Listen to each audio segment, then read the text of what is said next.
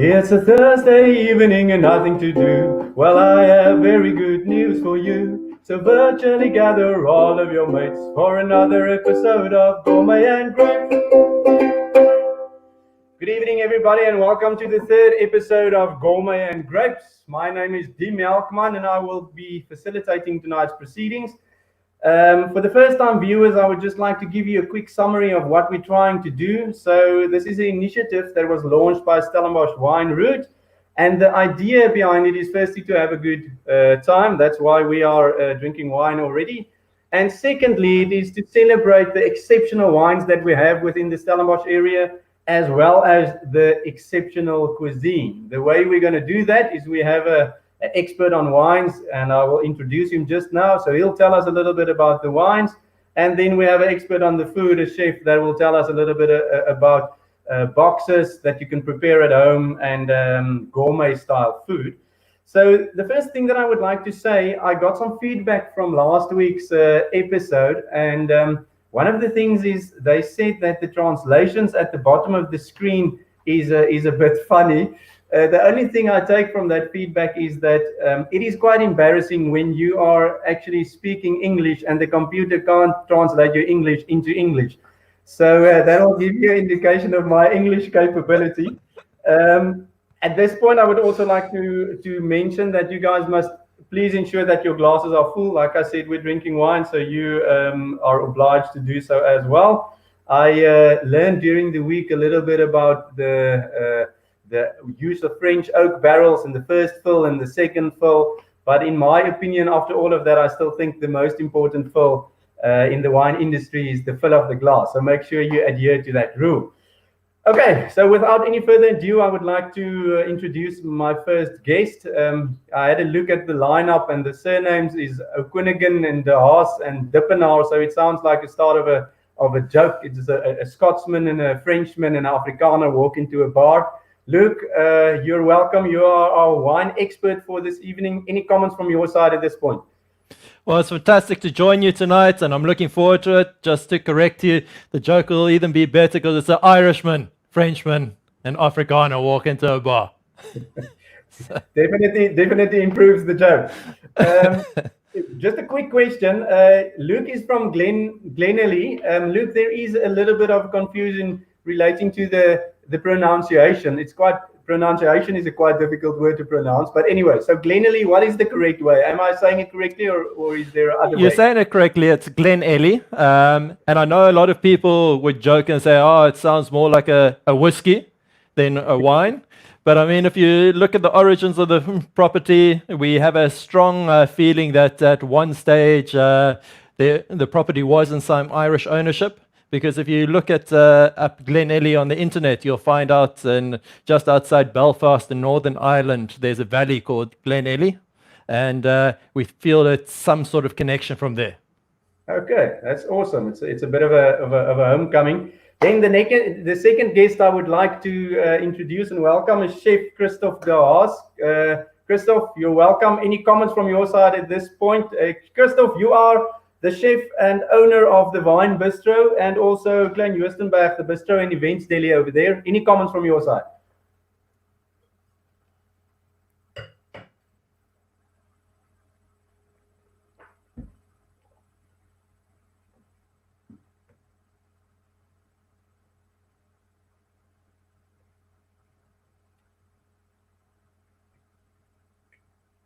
I'm just going to interrupt, Christophe. Sorry, I'm going to interrupt you. We can't hear you. Can you maybe just check if your mic is on? While you check that, you can interrupt me. I'm just going to remind the viewers that, Christophe, just check if the mic is on. I don't know. We can't hear you at the moment.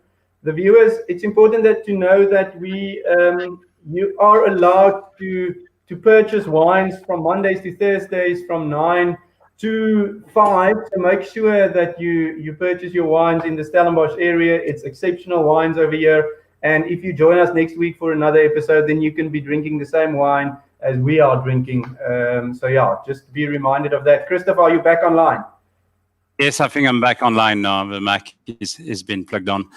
I was just saying, I don't know any joke about French and Irish, so I'm waiting to hear it at the end of the evening. But yeah, nice to be here tonight. we'll tell you a bit about what we do and a bit of the French food we're trying to do in Stellenbosch. Not too sophisticated, just nice bistro food. That's what we do. Perfect. Thank you very much, Christoph. I'm going to leave the pronunciation. I had to look at the menu, but I'm going to leave the pronunciation of some of those dishes up to you because I'm going to mess it up. Luke, just quickly, maybe you can start us off with the first wine that you decided to pour tonight. Maybe tell us a little bit about that, and maybe tell us also why you decided to actually pair this wine with a specific meal that Christoph is going to show us now. Sure, I decided to start with the unoaked Chardonnay that we have from Glenelly. It comes from our glass collection range. And the reason why I was thinking of the unoaked Chard is that the first course that Christoph has in his box tonight is a fish rillette. And the freshness of this Chard will complement that fish rillette. And it's also quite light, it's zesty. And because of this lightness and elegance that it has, it's going to pair perfectly with what the delicate flavors are of the fish rillette that we're going to be accompanying with this wine. So, I mean, I know Chardonnay, often people are anti-Chard, or you have the ABC club. But these days, especially in like the Stellenbosch area, we're producing fantastic Chardonnays, and I think something like ABC now can stand for absolutely brilliant Chardonnay, because South Africa is a really world-class producer of Chardonnay these days, and you get it in such a variety, from something that's unoaked like this, which is fresh and zesty, all the way through to stuff that's much more textured and has the richness of the oak coming through into the wine. That's perfect. I'm having it without the starter, and it is amazing. So I can only imagine what it's going to be like with the starter. Christoph, maybe you can, talking about the starter and the food, maybe you can show us what is in the box, and also maybe tell the viewers where they can get it. That's maybe not a bad idea. Okay. So what we do, it's every week we do a box during this time. We might actually carry on after, because we see that there's very good response and people like it. So you can get on Die Melkman and you look for the Wine Bistro, or you go onto the website of Glenelly and you'll find a link where you can get the box. So what we do in our box is slightly different to what we do every day at the Wine Bistro, but still keeping the same theme. So we French. I'm French. I'm not going to hide it. So we're doing French bistro food, traditional French bistro food. We've done a cassoulet before. And this time of the year, we're doing stews mainly and casserole. So in the box, this week we're having the fish rillette, who's coming in a little jar. It's to be eaten with a little bit of herb butter, nice fresh herb butter that we do, and a baguette also that we bake ourselves. After, for main course, we have a coq au vin, a traditional coq au vin, served with a gratin dauphinois. So the same thing, everything is very easy to be reheated. The whole idea is put it in foil, put it in a preheated oven, about 180 degrees, and half an hour later, while you're having your glass of white wine for aperitif with a snack, then you can feast on the main course. But we have also a possibility to have a cheese plate as an extra, but it's come with a little pudding always. So this week we have a praline and chocolate cake with a vanilla sauce. But you also have a cannelé, which is very traditional from Bordeaux. The owner of Glenelly, Madame de Langsin, is from Bordeaux, so we thought, why not doing that little baked custard, which is delicious, especially it needs to be quite dark. People are often surprised. Why is it so dark? But it's in purpose. We didn't forget it in the oven. It's all about balance. The sweetness with a bit of bitterness is very good. You can also order the olive oil, extra virgin olive oil from the farm. Some of the bread that we make also, a nice sourdough that we bake ourselves, for a walnut and raisin bread. You also have a possibility, we make some nice Toulouse sausage here, fresh pork sausage that we also deliver. So there's a couple of add-on that you can add onto your box just to for the next day, or just to make the whole experience a little bit longer. So yeah, that's really what we do. And the coq au vin is really one of his typical bistro dish, and it's I love it. It's the perfect time of the year. in the old days, it was the old rooster that have done his job in a coop, and when his time comes, you just put it to marinate and stew it after for a couple of hours in his red wine, and serve it with also another great traditional dish, the gratin dauphinois.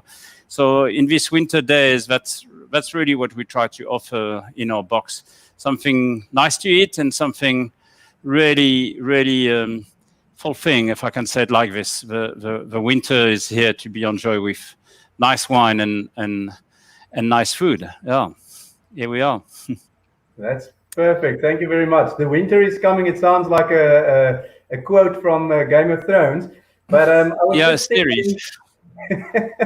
I was thinking it's amazing that you can have a gourmet type, a chef type of meal at home, and you can do it so quickly. And I actually, prior to this episode, I actually read through our brief, and I saw that they said what we must do as part of the having fun part is they said we must tell a little bit of stories, maybe tell some anecdotes or tell some jokes. Anecdotes, by the way, is my new favorite English word. And then I decided I can maybe tell a joke. It's maybe not a bad thing. Then I thought about it. This platform is a little bit difficult for a joke because every joke feels like a one-man joke. You tell a joke and you're the only one laughing. And then I decided that's maybe not a bad thing. I can tell the joke and I can assume everybody else on the other side is laughing. And that is exactly what I'm going to do now. It's a very long run up to this joke. So there's this guy. He's actually there's pressure on you now. He's on his way to Glenelly, but he's in a big rush because he has a meeting over there and he's late, so he's in a big rush. He's Tani on the GPS. She's a little bit in my car, and the instructions that he received on WhatsApp, it's also a bit confusing. So he decides he's going to ask somebody for directions. So he's driving along and he sees a guy next to the road, and he stops next to the guy and he turns down his window. Or he does it like that. That's the way you do it these days. And he asks the guy, he's like, sorry, sir, can you tell me what's the quickest way to get to Glenelly? And the guy's like, sir, can you tell me, are you walking or are you driving? And the guy's like, no, I'm driving. And the guy's like, yes, sir, that's the quickest.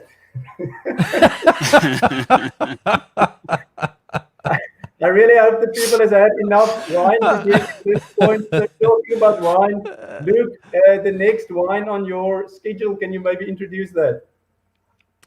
The next one we've got on the schedule was the Estate Reserve. We've got 2014 and we'll also have 2013 for tasting.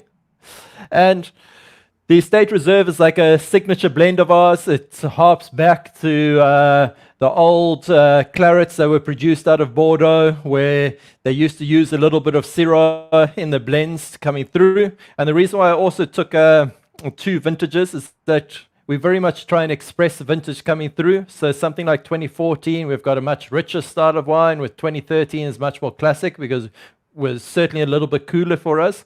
But I mean, we love blends on the property, and it's really where as a winemaker and as a seller, we have a lot of fun going through, because that's where the artistic expression really comes through for us. Because if I can use the analogy, I suppose, of listening to music, it's fantastic listening to a violinist play a piece of music by his or herself, but when that violinist is put into an orchestra and you have the influence of the brass instruments alongside with the wind instruments and everything, the piece of music seems to be so great, and the expression is coming through, but you can still hear that in individual violinists play. And the same applies to a blend, because you've got these layers of flavors, aromatics and textures coming through from the different varietals in the blend.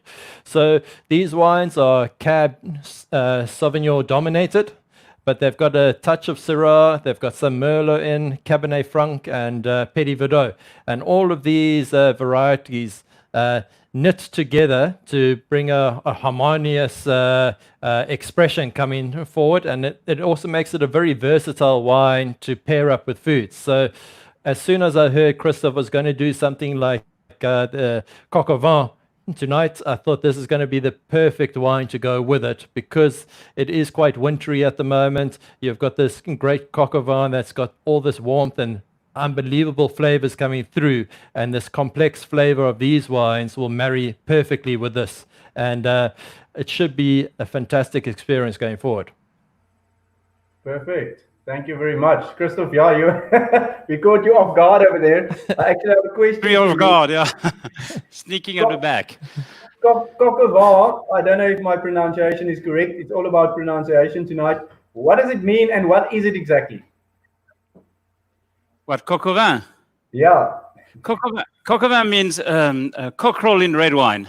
That's really what it is. I was saying, you struggle now to find a proper old-age cockerel, but they after a couple of years in a cup, doing their job, they'll be 2-3 kilo and they're tough. That's what it is. So what you do is you put it to marinate overnight in a bottle of wine with some vegetable, and the next day you stew it slowly, like it was done in the old days. People used to cook in a fireplace, in a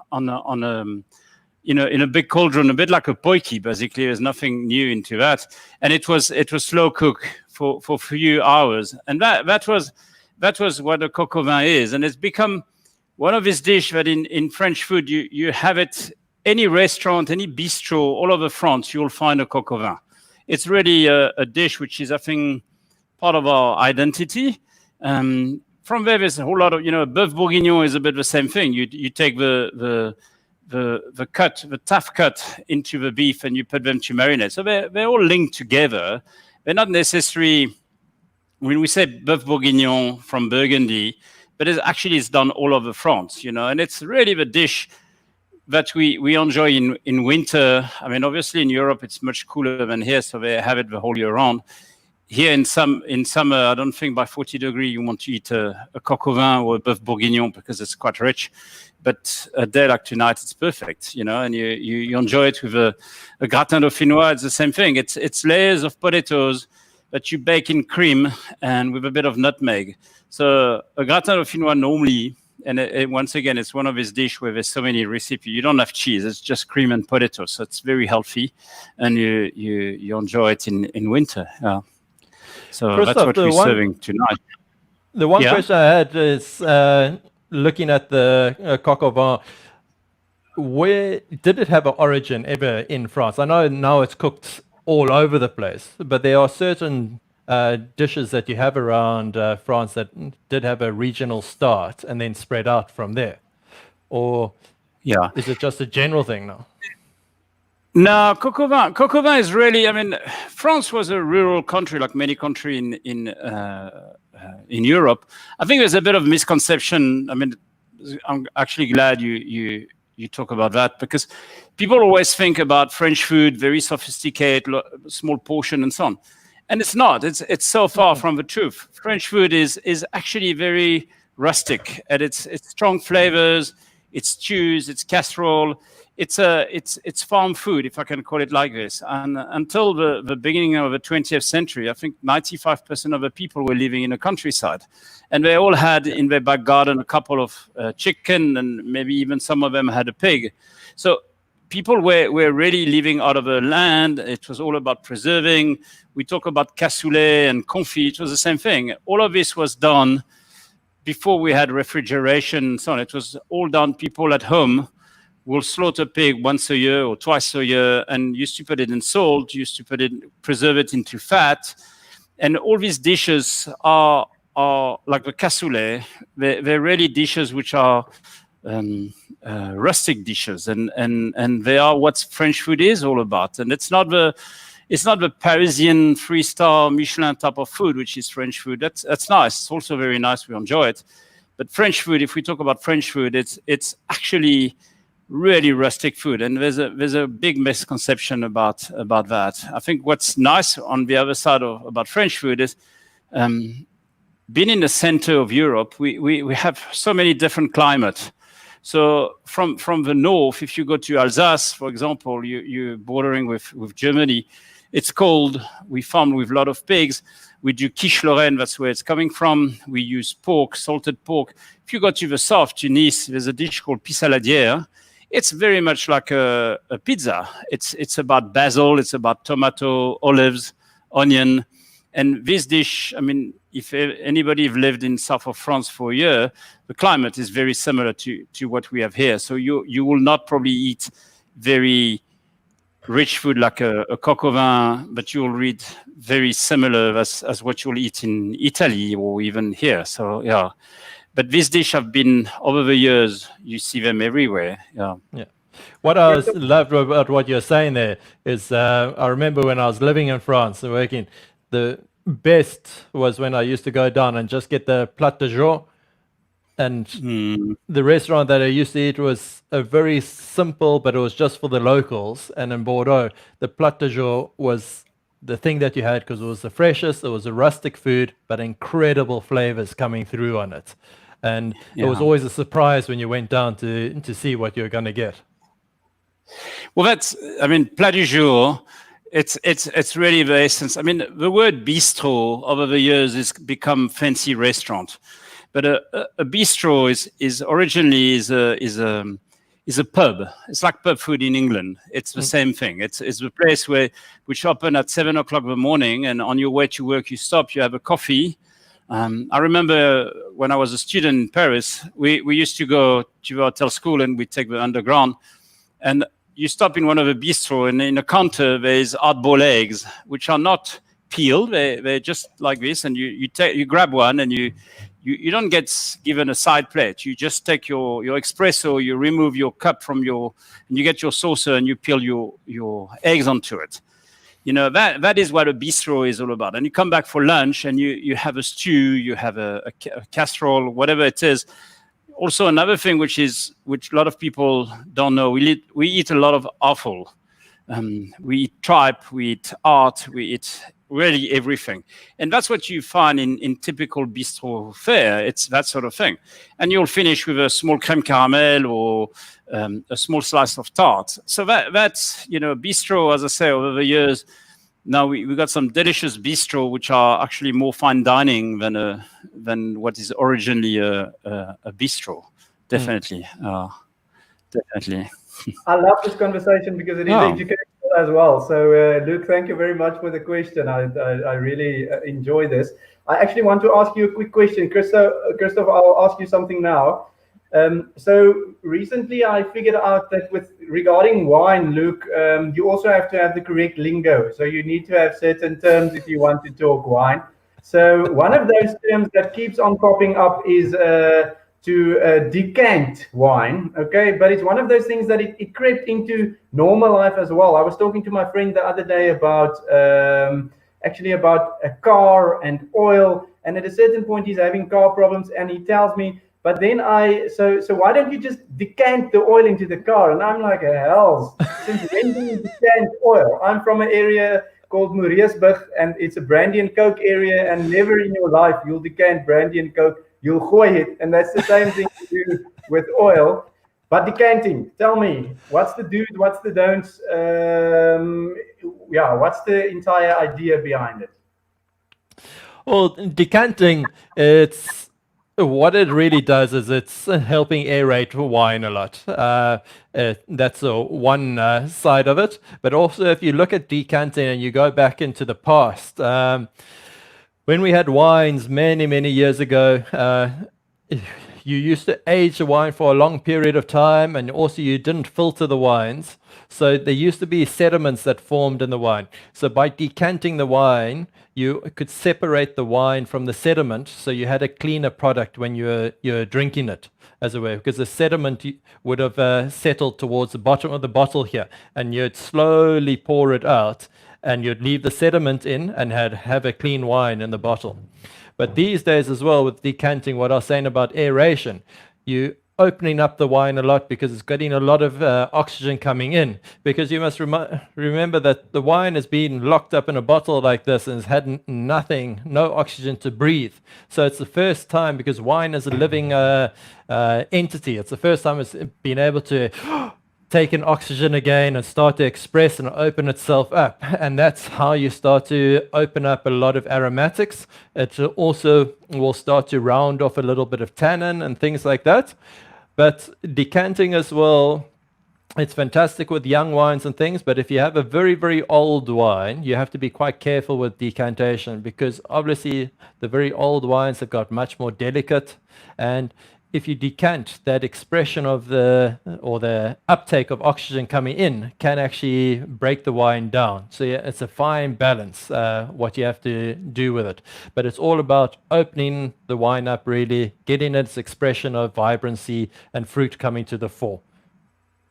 Perfect. Thank you. That makes a lot of sense. Next time I'll try to quote you on that. Christoph, a quick question. We are running out of time. If we go 1 or 2 minutes over time, it's not an issue. So not all of us have the luxury of having a French accent that'll score us points with the ladies. So maybe there's a husband out there that needs to score some points with his wife, or maybe I'm trying to impress a lady with that box meal. Is there any tips that you can give me in presentation or adding something to that meal? So I want to order the meal for a date. How can I impress her if I don't have a French accent? Okay. Well, wait. I think sometimes one thing we must always remember: keep it simple. You know, it's if you want to do a nice meal, whatever presentation, or if you're cooking at home, rather do something simple and do it perfectly than something too elaborate and it's served and it's cold. You know, do the basic right. Like if you're going to put back, try to warm your plate. It's very important, especially now. Try to whatever you put on the plate, make it that it's clean, it's simple. You serve it straight away, and rather serve a vegetable separate into a dish that you've kept for 5 minutes in an oven, and you serve it. I think that is really, really, you know, the most important. Don't and put a little bit on the plate. You can always help yourself for more, you know, rather than overfilling the plate. And by the end of the plate, it's all cold and so on. It's really not nice, I think. So, yeah, keep it simple. I really think it's the essence of elegance. Yeah. I'll tell you a small thing about pronunciation. Many years ago, I used to have a restaurant in Cape Town in a big hotel called the Vineyard Hotel. And we had clients, they came 3 nights in a row for dinner. And my wife says, you should go and say hello to them. They're staying in another hotel. They love your food. They've been here for 3 nights and they'll be so happy to see you. So I say, cool.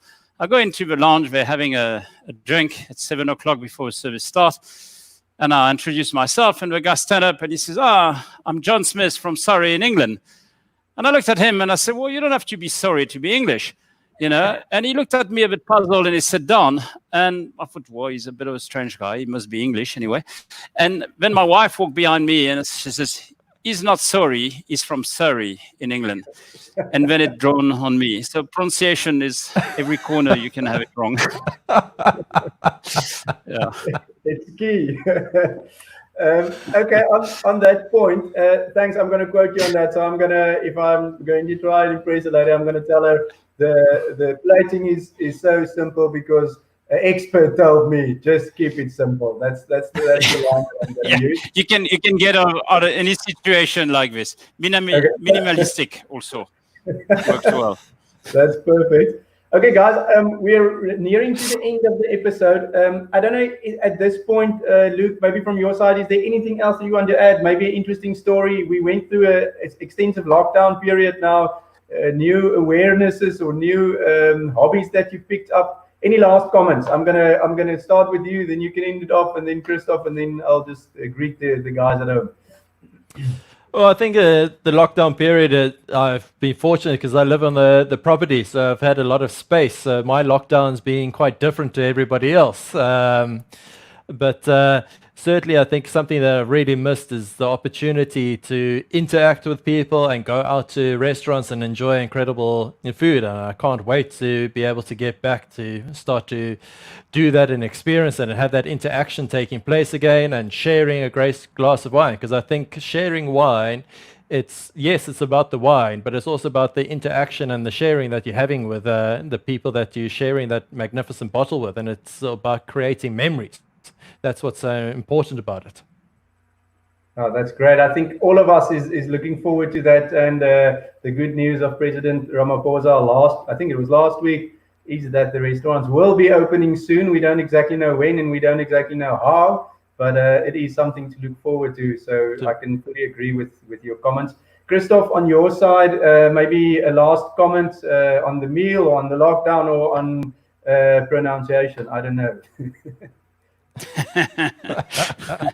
No, well, look, I'm also lucky. You know, I've got space around me and so on. So, but what's been really interesting is, as soon as we heard about the whole locking down and so on, the first thing we say with my wife, we must plant more vegetable. Now, 3 months later, we start to get vegetable coming out of our garden, and it's something I really encourage people. If you have a balcony or a piece of garden, just plant a few vegetables, plant a few herbs. You'll see it's nothing better than a lettuce that you pick and wash and eat, as opposed to anything that's been refrigerated. There's a huge difference between the two. So doing a bit of gardening is actually, in food, we always say the most important is the produce. You know, there's no technique will beat the produce. So I think, be careful about what you buy. Spend a bit of money going to fresh produce. Try to go organic. And I think the great news is Glenelly is also in conversion. We're going that route. It's very important. We want fresh produce, and that's beat anything. You know, it's really there's nothing better.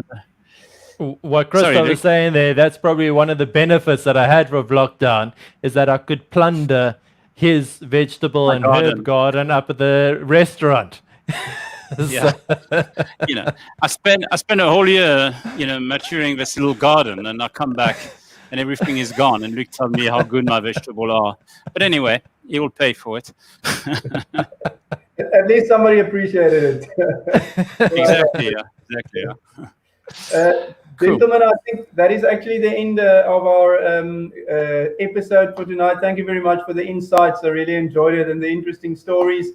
For the viewers out there, please remember that you can get the Glenelly wines and you can get these boxes on the websites like the gentleman said.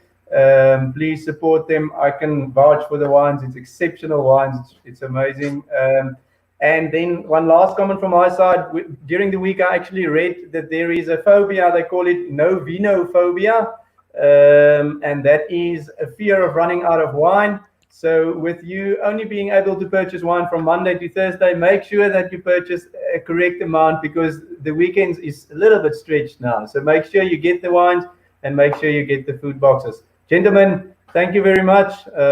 We'll talk soon. Thank you. And ladies and gentlemen, have a good evening. Cheers. Thank you. Cheers. Bye.